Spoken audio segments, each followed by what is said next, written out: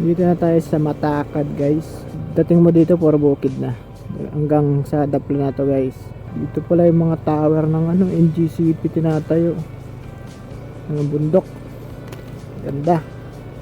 Yun ang Mount Tapulaw guys na tatakpan.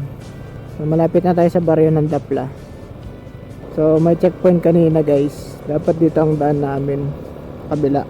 Siguro pag uwi na lang. So guys, dito na tayo sa may Sitio Dapla.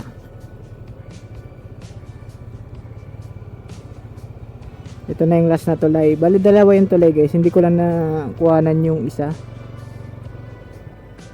Tapos pag lagpasan tulay may kanto. Ayan na yung kanto kaliwa. Papunta na tayo ng Sitio Santa Marta.